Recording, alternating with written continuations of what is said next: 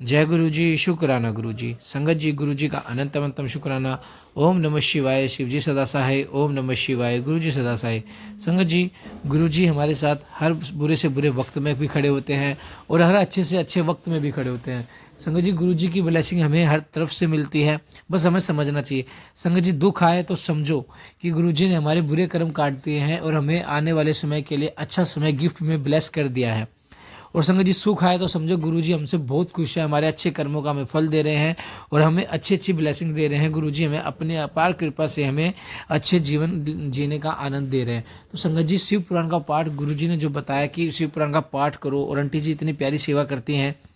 तो संगत जी, शिव पुराण के पाठ की एक बहुत ही अलग महत्वता है। संगत जी, यह आपके जीवन के सभी कष्टों को खत्म कर देगा, आपको एक न्यू लाइफ ब्लेस करेगा। आइए सत्संग को शुरू करते हैं गुरु मंत्र जाप से।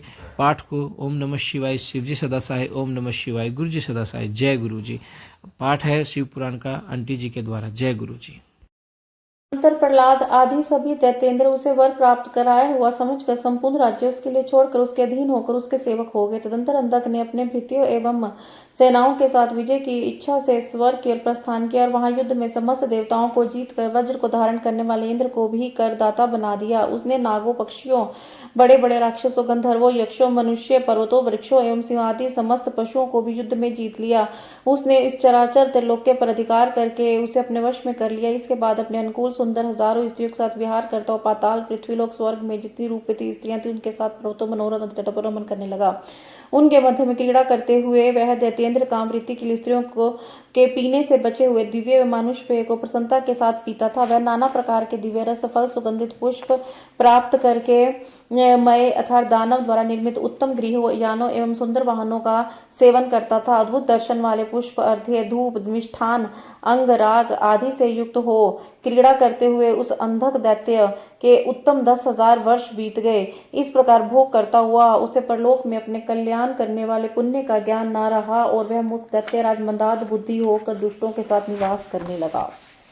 ततः प्रमतस्तु सुतान प्रधान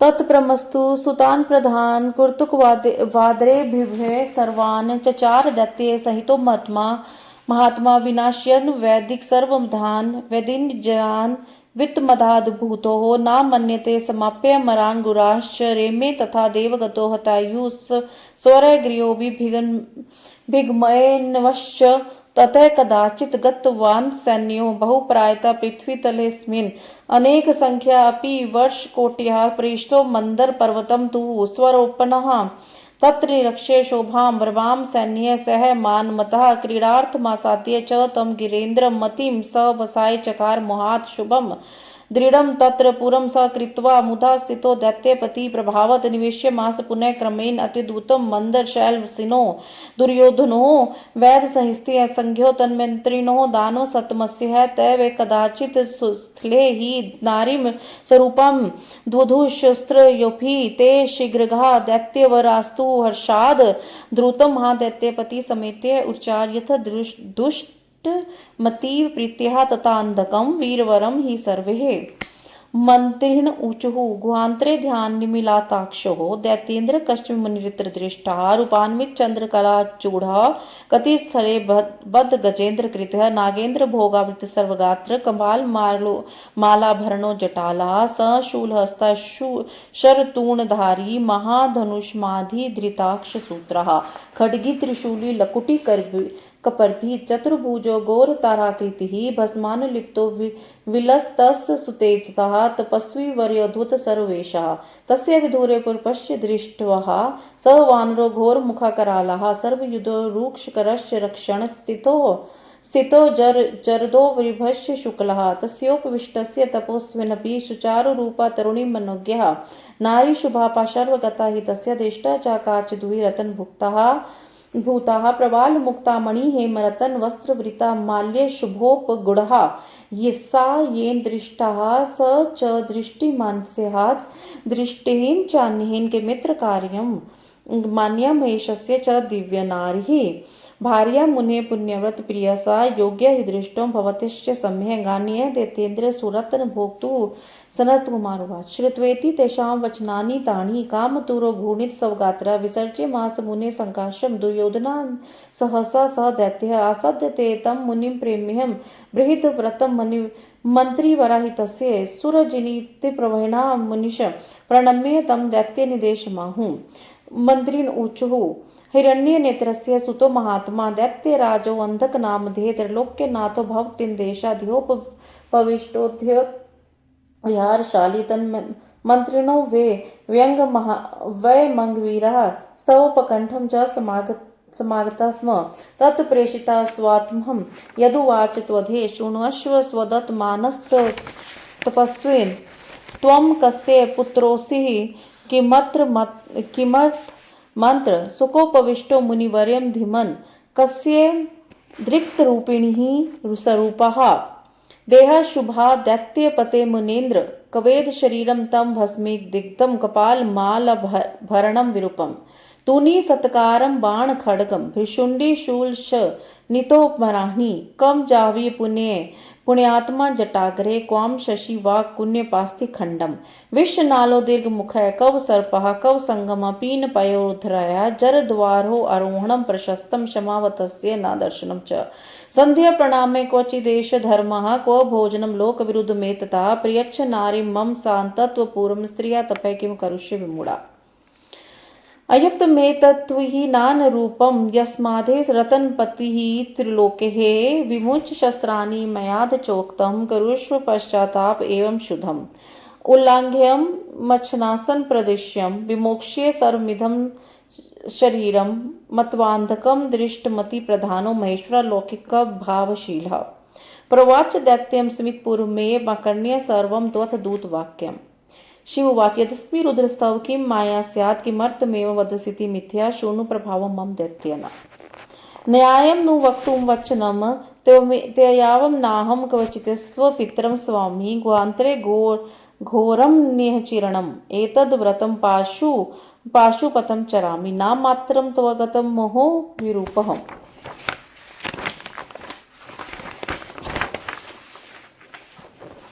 इसके बाद वह महात्मा प्रमथ होकर कर्तृकयुक्त बातचीत से अपने प्रधान पुत्रों को तिरस्कृत करके सभी वैदिक धर्मों का विनाश करता हुआ दैत्यों के साथ विचरण करने लगा। धन के अहंकार से मदांत व वेदों ब्राह्मणों देवताओं तथा गुरुओं का अपमान करने लगा और दैव शतायु हुआ अपनी आयु को स्वेच्छापूर्वक क्षीण करता हुआ रमण करने लगा। इस प्रकार इस पृथ्वी तल पर करोड़ों वर्ष निवास करते हुए अंधक किसी समय हर्षित होकर अपनी सेना के साथ मदरांचल पर चला गया और वहां की स्वर्णिम शोभा देखकर मान मत हो सैनिकों के साथ घूमने लगा।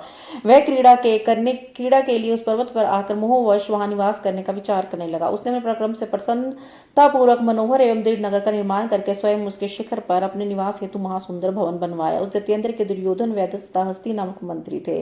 किसी समय उन तीनों मंत्रियों ने उस पर्वत शिखर पर एक रूपवती सुंदर स्त्री को देखा। शीघ्रगामी उन सभी दैत्यों ने हर्षित होकर उस वीरवर दैत्येंद्र अंधक के समीप जाकर जैसा देखा था वैसा बता दिया। मंत्री बोले, दैत्येंद्र मंदराचल की गुफा में ध्यान में नेत्र बंद किए हुए रूपवान चंद्र की आधी कला को मस्तक पर धारण किए हुए तथा कटी प्रदेश में व्याघ्र चर्म लपेटे हुए कोई मुनि दिखाई दे रहे हैं। उनके सारे शरीर में भुजंग लिपटे हुए हैं। वे सिर पर जटा, गले में कपाल की माला धारण किए हुए हैं और हाथ में त्रिशूल लिए, बाण, तरकस धारण किए हुए हैं, महान धनुष धारण किए हुए और अक्ष सूत्र पहने हुए हैं।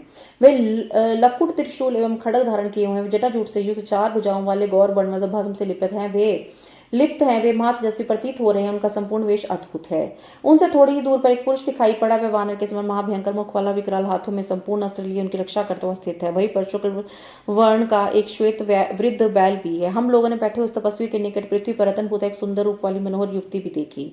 वह स्त्री प्रवाल, मुक्ता मणि तथा रत्नों से निर्मित आभूषण तथा वस्त्रों को धारण किए हुए है। वह मनोहर माला से शोभित है। जिसने उस महासुंदरी को देख लिया वास्तव में वही दृष्टि वाला है। उसे देख लेने पर अन्य को न देखने का प्रयोजन नहीं है। वह दिव्य नारी उस महापुण्यवान महर्षि महेश्वर की प्रिय भार्या है। हे दैत्येंद्र, आप सुंदर रत्नों के भोक्ता हैं, अतः आप उसे घर लाकर भली भांति देखने में समर्थ है। सनत कुमार जी बोलते हैं, उन मंत्रियों की इस बात को सुनकर वह दैत्य कामातुर हो गया और उसका सारा शरीर घूमने लगा। उसने दुर्योधन आदि मंत्रियों को उन मुनि के समीप शीघ्र ही भेजा।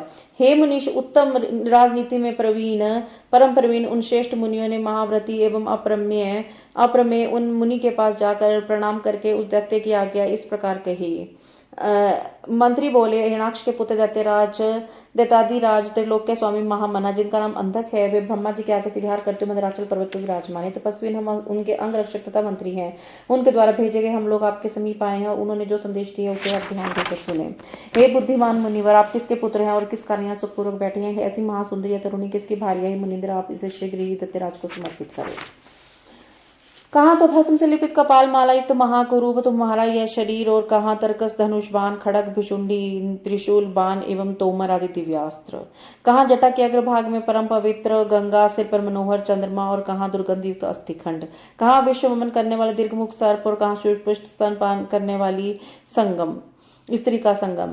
बूढ़े बैल की सवारी करना प्रशस्त नहीं है, क्षमावान तपस्वी का ऐसा व्यवहार नहीं देखा जाता। संध्या वदन आदि की तपस्वियों का धर्म है। लोक विरुद्ध भोजन के उनके लिए निषिद्ध है। अरे मूर्ख, तुम उस स्त्री को शांति पूर्वक मुझे समर्पित करो। स्त्री के साथ तपस्या क्यों कर रहे हो? यह तुम्हारे लिए अनुचित है और तुम्हारे अनुकूल नहीं है, क्योंकि मैं तीनों लोगों का रत्नापति हूँ। अतः तुम्हें आज्ञा देता हूँ कि पहले शास्त्रों का त्याग करो, उसके बाद शुद्ध तप करो। मेरी अलंघनीय आज्ञा का उल्लंघन करने पर तुम्हें अपने शरीर को छोड़ना पड़ेगा। तब लौकिक भाव का आश्रय लेकर जगत प्रधान शिव जी ने उस दूत के संपूर्ण वचन को सुनकर अंधक को दुष्ट बुद्धि जानकर हंसते हुए उनसे कहा। शिव जी बोले, दैत्यनाथ रुद्र, यदि मैं रुद्र हूं तो तुम्हारा मुझसे क्या तात्पर्य है? तुम इस प्रकार मिथ्या क्यों बोलते हो? तुम्हें ऐसा कहना उचित नहीं। तुम मेरे प्रभाव को सुनो। मुझे अपने माता पिता का संबंध नहीं। इस गुफा में महामूर्ख था विकृत रूप वाला मैं अन्यों के लिए दुर्लभ इस घोर पाशुपति व्रत का आचरण करता हूँ।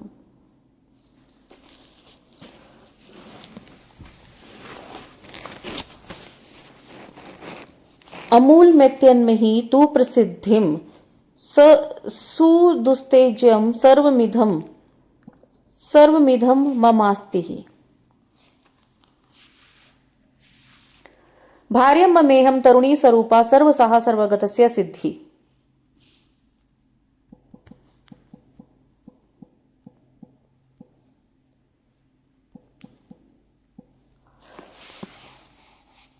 एति यदुदिचितं त्वास्ति गृहणं त्वदे खलु राक्षसत्वहम् यदुक्त्वा विरारं शंभुम तपस्वी वेश पुरस्तस्तु तेषाम। मेरे विषय में ऐसी प्रसिद्धि है कि मूढ़ तथा दुस्त्यज यह सारा जगत मुझसे उत्पन्न हुआ है, और सुंदर रूप वाली, सब कुछ सहने वाली तथा मुझ सर्वव्यापक सिद्ध रूपा यह तरुणी मेरी भार्या है। हे राक्षस, इस समय तुम्हें जो जो अच्छा लगे उसे तुम ग्रहण करो। उनके सामने ऐसा कहकर तपस्वी वेशधारी सदाशिव ने मौन धारण कर लिया। सनत कुमार उवाच, गंभीर में तद्वचनम निशम्य हे ते दानवस्थम प्रणिपत्यः मूर्धना जगमुस्तसो दैत्यवरस्य सुन्हु त्रैलोक्यनाशाय कृतप्रीतिक वभाश्रे दैत्यपतिं प्रमत्तं प्रणम्य राजान्मधितं सत्वा ते तत्र सर्वे जय शब्द पूर्वम रुद्रेण यत्तिस्मत पूर्वमत्कम। सनत कुमार बोले, यह गंभीर वचन सुनकर उन दानवों ने उन्हें सिर झुकाकर प्रणाम किया। तदंतर त्रैलोक्य विनाश के लिए प्रतिज्ञा करने वाले हिरणाक्ष पुत्र अंधक दैत्य के पास गए। उन सभी पराक्रमी दैत्यों ने उस मदोन्मत्त दैत्यपति को प्रणाम करके जय शब्द का उच्चारण करते हुए हंसकर शिवजी ने जो बात कही उसे सुनाया।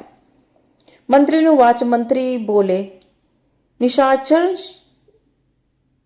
शौर्य धैर्य क्व दानव कृपेन सत्वहीना क्रूर कृताग्निश्च सदैव पापी कव दानव सूरी सुताद बिभेति राजस्व मुक्तोखिल दैत्यनाथ स्तप्स्विना तन्मिना विहस्य मत्वा स्वबुद्धिय त्रिणवत्रिलोकम महोजसा वीरवरेण नूनम क्वाहम च शस्त्राणि च दारुणानि मृत्यों संत्राह संकरम कवद्युदम कव वीर को वानर वक्त्र तुल्य हो निशाचरो जरसा जर्जराघ क्वायम स्वरूपम क्व च मदाभाग्यो बलम त्विधे कव च विरोधवा शक्तोऽपि चैत्वं प्रियतस्वं युद्धं कर्तुं तदा विकृष्व किंचित वजनाश्य तुल्यमिहस्ति शास्त्रं भवदृशं न शक्रं च घोरं कव ते शरीरं मरिद पदतुल्यं विचार्यं चैव कुरु रोचते यत्। मंत्री बोले, हे राजन, तपस्वी शिव ने आपके विषय में कहा है कि निशाचर, अस्थिर, वीरता धीरता वाले, समर्थ्य रहित, क्रूर कर्मा, कृतघ्न, कृपण तथा सर्वदा पाप करने वाला वह दानव क्या सूर्यपुत्र यमराज से नहीं डरता? जो मुझसे युद्ध की इच्छा कर रहा है, सभी दैत्यों के स्वामी हे राजन, अपनी बुद्धि के से लोक को तृणवत समझने वाले महान तेजस्वी तपोनिष्ठ परम वीर उस मुनि ने हंसते हुए अपने विषय में पुण्य कहा, कहा तो वृद्ध अवस्था का जर्जर अंगों वाला मैं, और कहा ये तुम्हारे दारुण शस्त्र और मृत्यु को व्यतंकित करने वाला युद्ध, कहा ये वानर के जैसे मुख वाला मेरा गणवीरक, और कहा परम समर्थ या राक्षस, कहा तो राक्षस का दुदर्श वह स्वरूप, और कहा मंद भाग्य मैं, कहा तुम्हारा तुल्य सैन्य बल, और कहा मैं आश्रय भूत ये वृक्ष लता आदि। इस पर भी यदि तुम अपने को समर्थ संपन्न मानते हो तो प्रयत्न करो, यदि युद्ध करने के लिए यहाँ आओ और कुछ सामर्थ्य प्रदर्शन करो। कहाँ तो मेरे पास तुम जैसे लोगों को नष्ट कर देने वाला मां भयंकर अस्त्र, और कहाँ कोमल कमल के समान तुम्हारा शरीर, अतः विचार करके तुम वैसा ही करो जैसा तुम्हें अच्छा लगता हो। इत्यमे मदीन्हि वचांसि भद्रम तपस्विनो आक्तानि च दानवेश युक्तम न ते तेन सहात्र युद्धम त्वामेव राज्यस्म मान एव विवस्तु शून्य बहुभि प्रलापे रस्माभिभुक्त यदि बुध्यसे त्वम तो वो भी युक्तेन तपस्विना वै समर्थासि पश्चान निर्वाक्य मतते। हे दैत्यपते, इस प्रकार के अनेक वचन उस तपस्वी ने हंसते हुए आपसे कहे हैं। हे राजन, आपके लिए इसके साथ युद्ध करना उचित नहीं। यदि आप हम लोगों के द्वारा कहे गए अनुचित तथ्यहीन अनेक कथनों से तब में निरत उस तपस्वी के द्वारा कहे गए वचन से समझ जाते हैं तब तो ठीक है, अन्यथा मुनि के इस वचन को आप बाद में याद करेंगे। सनत कुमार हुआ तथा तेषाम वचनम निशम्य जज्वालम रोशन स मंद बुद्धि आज्य वसक्त स्थित्वम कृष्णवतर्महा सत्यम हित तत्कुटिलम सुतीक्ष्णम गृहीत खड्गो वरदान मतः प्रचंड वातानुकृतिम च कुर्वन् गंतुम च तत्र समरबाणविधम समुदितो भूधि परित देवः। सनत कुमार बोले, इसके बाद वह सत्य हित कर कुटिल तीक्ष्ण वचन सुनकर मंद बुद्धि क्रोध से उस प्रकार आग बबूला हो गया जिस प्रकार घी डालने से आग प्रज्वलित होती। तंत्र प्रतिकूल भाग्य वाला वरदान से प्रमोद तथा काम बाण से बिंधा हुआ वह दैत्य खड़ग लेकर पवन के समान वेग से वहां जाने को उद्युत हो गया। इति श्री श्री महापुराणे द्वितीयामृत संहितायां पंचमे युद्धखंडे अंधक गणपत्य पधलाभिखानिः दूत संवादो नाम 24वाध्याय। इस प्रकार श्री शिव महापुराण के अंतर्गत द्वितीय संहिता के पंचम युद्धखंड में अंधक गणपत्य पदला भोपाख्यान में दूत संवाद वर्णन नामक 44वां अध्याय पूर्ण हुआ। जय गुरु जी, शुक्राना गुरु जी, अनंतम अनंतम शुक्राना गुरु जी।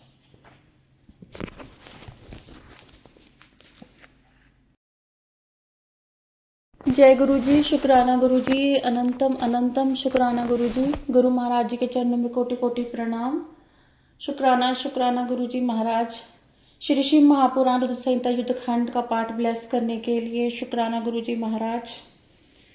चलिए संगत जी, हमने कल किया था 44वां अध्याय, आज हम करेंगे 45वां अध्याय अथ पंच चत्वारिंशो अध्याय। ये हमारी अभी जो डिटेल वाला शिव पुराण है इसका नाम है ओम श्री साम शिवाय नमः, ओम श्री गणपते नमः, ओम श्री साम शिवाय नमः, श्री शिव महापुराण प्रथम खंड पूर्वार्ध। इसमें सचित्र मूल संस्कृत श्लोक और हिंदी व्याख्या है। ये डिटेल में है और इसके 1000 से भी ऊपर पेजेस हैं और हम ये डिटेल में पढ़ रहे हैं। जो इसमें लिखा हुआ है वर्णन है वो आपको जो ब्लू कवर वाली शिव पुराण है गोरखपुर गीता प्रेस वाली, ये भी उन्हीं की ही है, उसमें आपको संक्षिप्त मिलेगा। इसमें आपको पूरा मतलब वो मिलेगा डिटेल्स में जो आपने कहीं सुना नहीं होगा, कहीं पढ़ा नहीं होगा। तो संगत जी, गुरु जी ने पहले भी सेवा ली हुई है, उसका भी शुक्राना करती हूँ मैं। और साथ में मैं इसलिए ये शेयर कर रही हूँ कि जो गुरु जी बुलवा रहे हैं इस समय, गुरु जी को मैं हमेशा बोलती हूँ कि पाठ करते हो मेरी वाणी पे विराजमान हो, सारी संगत को ब्लेस कीजिएगा। तो संगत जी, मेरा इसलिए मैं ये बताती हूँ कि इस पाठ की इतनी महिमा है, आप सुनिए। थोड़ा लंबा जरूर है ये, अभी हमने फर्स्ट वाला पार्ट ही अभी हमारा चल रहा है। इसके ये जो हम रुद्र संहिता युद्ध खंड कर रहे हैं, इसके अभी हमने आज सब 45वें अध्याय से शुरू करेंगे। इसके 59 अध्याय हैं, 59 लेसन अध्याय हैं। तो वो मैं कोशिश करूंगी कि मैं कंप्लीट करने की इसको जल्दी, क्योंकि ये जो जितना भी समय लग रहा है, जो ये सारी डिटेल्स हैं वो गुरु महाराज जी ने ये मेरे को स्पेशल इंडिया से यहाँ भिजवाया है और ये मतलब पूरा एक ग्रंथ है, इतना बड़ा ग्रंथ है कि आपको जो मैं बता रही हूँ कि 1000 पेज से ऊपर है। तो संगत जी ये मैं आप सबसे शेयर करना चाहती थी ये बात। तो अगर गुरु महाराज जी हमें इतना विस्तार से ये चाहते हैं कि सबको पता चले शिव पुराण का, जो उसमें हमें मिसिंग हो रहा था, तो संगत जी उनकी ही महिमा, उन्हीं की ही मर्जी है, उनका हुक्म है और हमें उसका पालन करना चाहिए, क्योंकि वो हमारे कष्टों को काट रहे हैं। और संगत जी आप सब अपनी आशीर्वाद जो है वो भी मुझे दें, क्योंकि जो संगत है वो भी, गुरु जी कहते हैं ना कि वो भी भगवान का ही रूप है, तो संगत उनको बहुत प्रिय है। तो संगत जी आप मुझे अपना आशीर्वाद दीजिए, मेरा साथ दीजिए, ताकि मैं शिव पुराण को अच्छे से, बिना गलती के, शब्दों के हेर फेर हो जाता है, कुछ पढ़ने में कुछ हो जाए तो मुझे क्षमा कीजिएगा। गुरु जी आप भी क्षमा कीजिएगा। और मैं अंकित अंकल जी आपको भी थैंक यू बोलना चाह रही हूँ कि गुरु जी ही मेरे से बुलवा रहे हैं, कि आपकी बहुत बहुत थैंक यू सेवा का जो आपने मीडियम बने। चलिए संगत जी समय न लेते हुए मैं शिव पुराण शुरू करती हूँ। अथ पंचचत्वारिंशोऽध्याय 45वां अध्याय। अंधकासुर का शिव की सेना के साथ युद्ध। सनत कुमार उवाच गतस्ततो मत गजेन्द्रगामी पीत्वा सुराम घूर्णित लोचनश महानुभावो बहुसैन्य युक्ता प्रचंड वीरो वर वीर्याहि त्वदर्श दैत्य स्मर बाणविधो गुहाम ततो वीर क्रुद्ध मार्गम स्निग्धम यथा वीक्ष्यः पतंग संज्ञः दश प्रदीपम च कुमुत्पेत्यः तथा प्रदश्यासु पुनः पुण्यश संपीड्य मान्योपि स वीरकेन बभूव कामाग्नि सुदग्ध देहो अंधको महादैत्यपति समूढ़ः पाषाण वृक्षानिष्टो वही भुजंग शास्त्रास्त्र विभीषिकाभिः संपीडितो असो न पुनः प्रपीडिः पृष्ठस्य कस्तवं समुपगतो असि निशम्य तद्गाम स्वमतं स तस्मै चकार युधं स तो वीरखेन मुहूर्तमाश्चर्य प्रमेहं संख्ये जितो वीरतरेण दैत्यः ततस्तु संग्राम शिरो विहाय शुश्रुत महामखंड स्त्रीशतो गतो भूत चूर्णीकृते खड्गवर्हे च खिन्हे पलायमानो गत विस्मयसः चक्रुस्त द्वाजिम स वीरकेन प्रह्लाद मुख्या द्वितीज प्राधानां लज्जाकुश कृष्टधियो बिभुव सुधारणः शस्त्र शतरणके विरोचनस्त्र चकार युधं बलिष्य बाणस्य सहस्त्र बहु बजहि कुंजस्त्वत् शंबरश्च वृत्राध्ये चाप्यत वीर व्रंतः ते युध्यमाना विजतः समताद द्विदिता कृतव गणवीरखेन शेषे हतना बहुदानवानः मुक्तं जयतत्वहि सिद्ध संघे भैरुण्डजानाभिये प्रवृत्ते मेधोव सामास विपूद मध्य क्रवाद संगात समाकुले तु भयांकरे शोणित कर्दमे तु भ्रगस्ते दैत्य भगवान पिनाकी व्रतम महापाशुपतम सघोरम प्रिय मया यत् कृतं पूर्वमासी दक्षियानीम प्रहा सुसायित्वः। तो संगत जी ये सनत कुमार जी ही बोल रहे हैं। चलिए पढ़ते हैं डिटेल में। सनत कुमार जी कहते हैं, हे व्यास, तदंतर मदिरा पान कर नेत्रों को घुमाता हुआ मदमत गज के समान मति वाला तथा श्रेष्ठ वीरों के साथ चलने वाला वह प्रचंड वीर बहुत सी सेना से युक्त हो वहां गया। काम के बाण से बिंधे हुए उस दैत्य ने वीरक के द्वारा वृद्ध मार्ग वाली उस गुफा को उसी प्रकार देखा जैसे तैलपूर्ण जलते हुए दीपक को प्रेम पूर्वक देखकर उसे प्राप्त कर पतंग विनिष्ट हो जाता है। उसी प्रकार बार बार देखकर वीरक के द्वारा पीड़ित किए जाने पर वह मूर्ख महादैत्यपति अंध काम अग्नि से दग्ध शरीर वाला हो गया। वीरक ने पाषाण वृक्ष वज्र जल अग्नि सर्प एवं अस्त्र शस्त्रों से उसे पीड़ा पहुंचाई और पुनः पीड़ित करके पूछा कि तुम कौन हो, कहां से आए हो। उसका वचन सुनकर अंधक ने अपना अभिप्राय प्रकट किया और उस वीरक के साथ युद्ध करने लगा।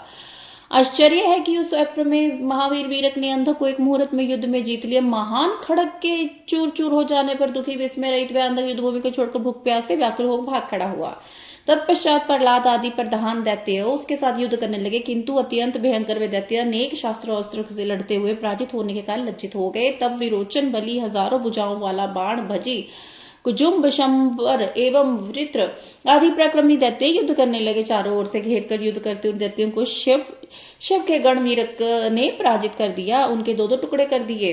बहुत से दानवों के मर जाने पर, कुछ के शेष रहने पर सिद्ध सिंहों ने जय जयकार किया। मेधा मास पीव से महाभयंकर उस युद्ध के बीच में गीदड़ आनंद से नाचने लगे एवं रुधिर मीन्स खून के भयंकर कीचड़ में विचरण करते हुए मांसाहारी जंतुओं से सारी भूमि भयंकर दिखाई पड़ने लगी। उस समय वीर द्वारा दैत्यों के विनिष्ट हो जाने पर भगवान सदाशिव ने दक्षानी को सांत्वना देकर कहा कि हे प्रिय, मैंने पूर्व में जिस कठिन महापाशुपत व्रत को किया था उसे करने जा रहा हूं।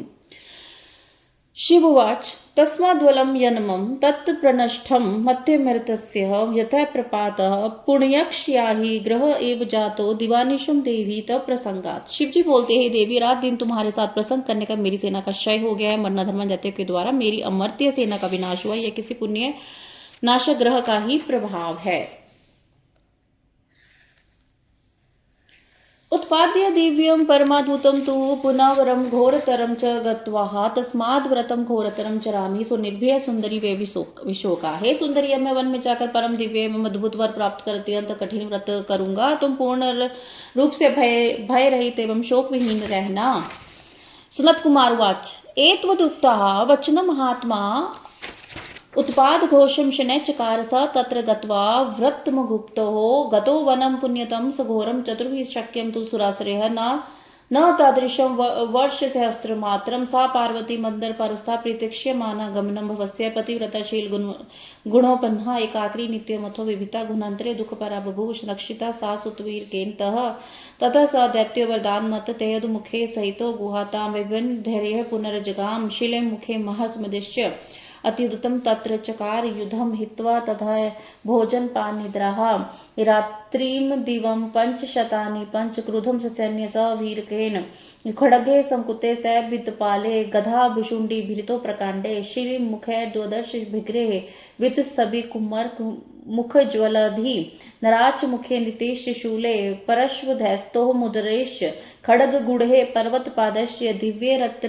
रथस्त्रपि दैत्य संघे निदिति भितृन्हु बापाद द्वारम गुह्यपिपीत समस्तम तैरयु दैत्य भुज प्रयुक्ते गहा मुखे मूर्छिते पश्चात आच्छादितं वीरकम जाहले दैत्यस्य सर्वस्तु मुहूर्त मात्रम अपावृतम कर्तुमश्यकमासी निरीक्ष्य देवी दिति जान सुघोरान भेन सस्मार्पिता मतु देवी सखिभि सहिता च विष्णुम सैन्यम च मद्वीरवस्य सर्वं संस्मार्य मस्गुहांतरस्थः ब्रह्मतया संस्मृत मात्रा एवं स्त्री रूपधारी भगवाश्च विष्णु इंद्रश्च सर्वे सह सैनकश्च स्त्री रूप मस्ते समागस्ते भूत्वा स्त्रियस्ते विवशस्तानि मुनीन्द्र संगाश महानुभावा सिद्धाश नागास्त्व गुकाश गुहांतरम पर्वतराजपुत्र्यः यस्मात् सुराजन संस्थितानां मतयपुरे संगमन विरुद्धम ततः सहस्राणि नितंबिनः मनंत संख्यापि दर्शयत्यः रूपाणि दिव्यानि महादूतिनी गौर्य गुहाया तु स्वीकार्यः स्त्रिय प्रेष्ठा गिरिराजकन्या गुहांतरम पर्वतराजपुत्र्यः स्त्रीभिः सहस्र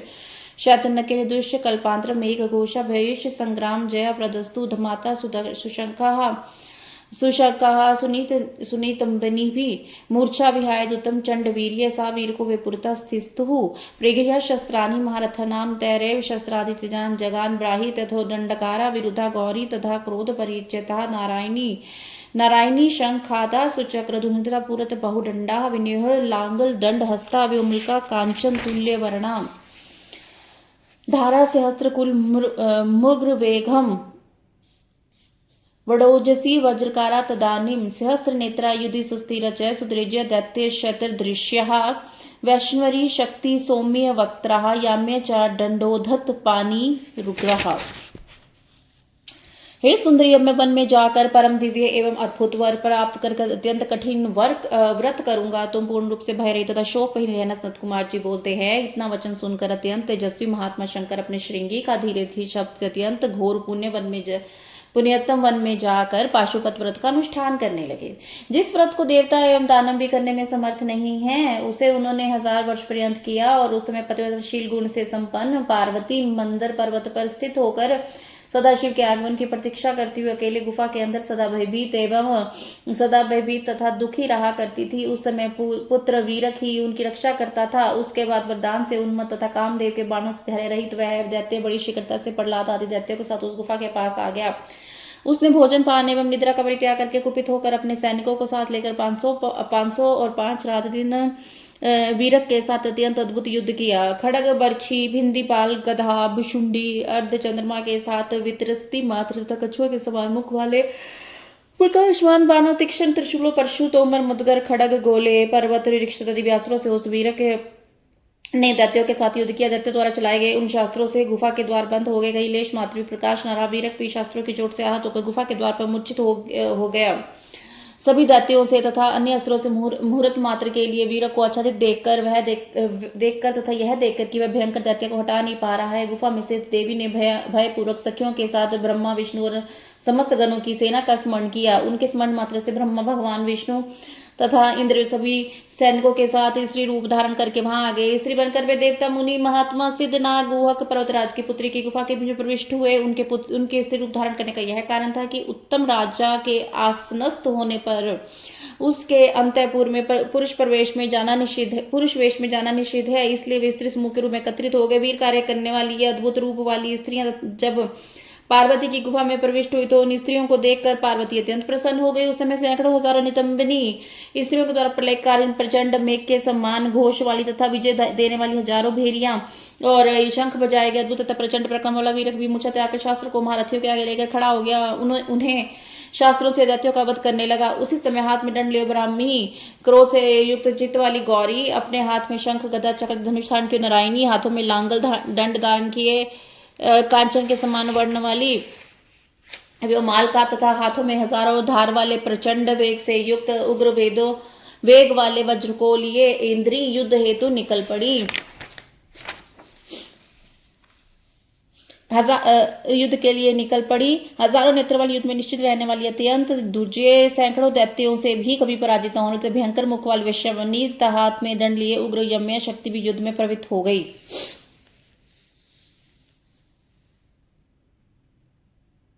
तयोलिका वार्णपाश हस्ता विनर्गता युद्ध भीप्समानः प्रचंड वात प्रभवा च देवी शुधाव पुंसव कुश परिरेव कल्पांत वही प्रतिमाम गधाम च पानो गृत्वा धन दोद्वाह च यक्षेश्वरी तीक्ष्ण मुखा विरूपा नखायुधा नाग भयंकरी च एतास्त्यान्यः शस्तो हि देव्या सुनर्गिता सुकुल युद्ध भूमिमं दृष्ट्वा च तैसन्यमनंत पारम विमर्णवनाश्च सुविस्मिता समाकुला संचिकता भयदे देव्यो भुवदी दीन सत्वा चक्रु समाधे मन समस्ता ता देवधो विधि शक्ति मुख्या सुसमत गिरीश पुत्र्या सेनापति वीर सुघो वीर्या चक्र महायुद्ध भूत पूर्वम निधाय बुधो द्वितेज प्रधान निवृतम मृत्यु मथानेश्य नारी भिन्न वरदान सत्वा अत्युत्तम तत्र चकार युद्धम गौरी तदानीम सहिता सजवी कृत्वा रणे चादूतम बुद्धि शोंढम सेनापति वीर कठोर वीरियम हिरण्य नेत्राज्म एवं भूप चक्रे महाव्यूमरम सुकर्मा संभाव्य विष्णु च निरक्षयाम्या सुधारणम त्वदिलोचना मेध्यम।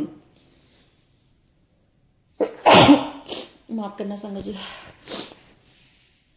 मुखम करालम विधि सेव्यास्य तस्मिन् कृते भगवान जगाम कल्पांत घोराक सहस्त्रकांति किरणश्च वे कुपित कृत्वा सहा गते ततो वर्ष सहस्त्र मात्रे तमागतम प्रेक्ष्य महेश्वर च चक्रु महायुद्धः दीव मात्रम नार्य प्रेष्ठा सवीरकेन प्रणम्य गौरी गिरीशम च मूर्धना संदर्शन भर्तुतीव शौर्यन गौरी प्रियुदम च चकार अष्टाहरस्ततः पर्वत राजपुत्रिम कंठे कृत्वा तु गवाम प्रविष्टो रमा सहस्र विसर्जनानि गौरी च समंचते प्रपूज्य गुहा मुखे वीरकमे स्थापयन् ततो न गौरी गिरीशम च दृष्ट्वा सुरेश्वर नीति विचक्षणो हि धृतं स्वदूतं विघ्साख्यमेव सप्रेष्यमा शिवपकण्ठकम् तस्ते प्रारेपि जर्जरांगम सस्तिमस्मिन् रणे देवगणैर्तिः जगाद वाक्यं तु सगर मूर्घम प्रविश्य शंभुं प्रणिपात्य मूर्धनः।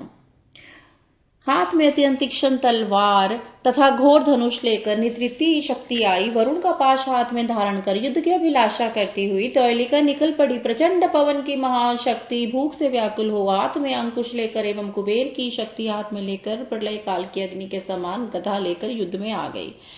तीक्ष्ण मुख वाली कुरूपा नख रूपी आयुध वाली नाग के समान भयंकर यक्षेश्वरी आदि देवियां तथा इसी प्रकार की अन्य सैकड़ों देवियां संग्राम भूमि में निकल पड़ी। उसकी अपार सेना देखकर वे देवियां विस्मित भय से व्याकुल फीके वर्ण वाली तथा अत्यंत कातर हो गई। उसके बाद ब्राह्मणी आदि सभी देव शक्तियों में पार्वती की सम्मति से अपने मन को समाहित करके वीर को अपना सेनापति बनाया। उसके बाद वरदान से शक्ति संपन्न प्रधान दैत्य मन में यह विचार कर अभूतपूर्व युद्ध करने लगे कि आज इन नारियों से हम मृत्यु को प्राप्त होंगे अथवा इन पर विजय प्राप्त करेंगे। उस समय संग्राम भूमि में अद्भुत बुद्धि संपन्न वीर को अपना सेनापति बनाकर पार्वती ने सखियों के साथ युद्ध में अद्भुत को युद्ध कौशल दिखलाया। महापराक्रमी हिरण्याक्ष राजा अंधक ने भी महाव्यूह की रचना की और विष्णु की सभावना करके यम की शक्ति को अवस्थित देखकर उनसे लड़ने के लिए महाभयंकर गिल नामक राक्षस को नियुक्त किया। ब्रह्मा जी की सेवा करने से उनका मुख अत्यंत विकराल हो गया, इसलिए उसे मारने के लिए भगवान विष्णु आए। उसी समय 1000 वर्ष बीत जाने पर प्रलयकालीन हजारों सूर्य के समान कांति वाले व्याघ्र चर्मधारी भगवान शिव जी भी कुपित होकर युद्ध में आए। जब वह उन महेश्वर को युद्ध भूमि में आया देखकर अत्यंत प्रसन्न हुई तो उन स्त्रियों ने वीरों को साथ लेकर महायुद्ध किया। उस समय सिर झुकाकर सदाशिव को प्रणाम करके पति का पराक्रम प्रदर्शित करती हुई गौरी ने प्रसन्नता पूर्वक घोर युद्ध किया। उसके बाद शंकर जी पार्वती जी को हृदय से लगाकर गुफा के भीतर प्रविष्ट हो गए। पार्वती ने हजारों स्त्रियों को अनेक प्रकार से सम्मानित करके विदा किया और वीर को गुफा के द्वार पर रहने दिया।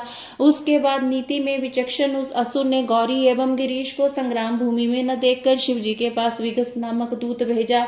उस संग्राम में देवताओं के प्रहार से शत विशत शरीर वाले उस दैत्य ने शिव जी के पास आकर उन्हें सिर से प्रणाम करके गर्भ युक्त कठोर वचन कहा। दूतवाच संप्रेषितो हम विविषे गुहतुम हौषंतकात्स्त्वं समुवाच वाक्यं नार्या न कार्यं तव किंचिदस्ति विमुच्य नारीं तरुणीं स्वरूपां प्रायभवस्तास्त सजुष्य शनान्तं मया यत् क्रमणीयन्त मुनि विरोधव्य इति प्रचिन्त्य न त्वं मुनिस्तापस किन्तु शत्रुः अतीव दैत्येषु महाविरोधी युधस्व वेगेन मया प्रमथ्य नयामि पातालं रूपं यमक्ष्यं तापस धूर्तं हि त्वाम्। दूत बोला, हे शंभु, अंधक द्वारा भेजा गया मैं इस गुफा में प्रविष्ट हुआ हूँ। उस अंधक ने आपको संदेश भेजा है कि तुम्हें स्त्री से कोई प्रयोजन नहीं है, अतः इस रूप वाली युवती नारी को शीघ्र त्याग दो।